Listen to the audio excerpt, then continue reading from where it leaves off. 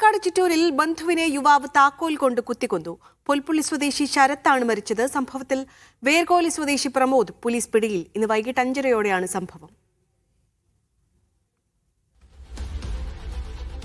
സാജിദ് അജ്മലുണ്ട് വാർത്തയുടെ വിവരങ്ങൾ നൽകാൻ. സാജിദ്, എന്താണ് ഈ ആക്രമണത്തിന് കാരണം? പുൽപ്പള്ളി സ്വദേശിയായ 35 വയസ്സുകാരൻ ശരത്താണ് മരിച്ചത്.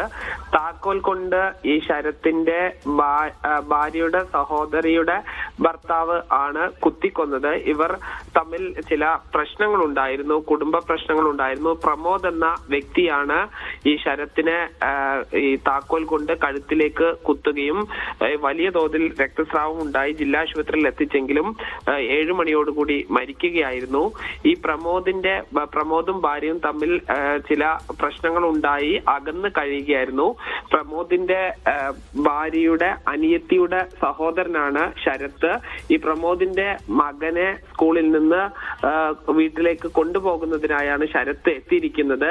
തന്റെ മകനെ എന്തിനാണ് സ്കൂളിൽ നിന്ന് താൻ വിളിക്കാൻ വന്നതെന്ന് ചോദിച്ച് താക്കോൽ ഉപയോഗിച്ച് കഴുത്തിലേക്ക് കുത്തുകയായിരുന്നു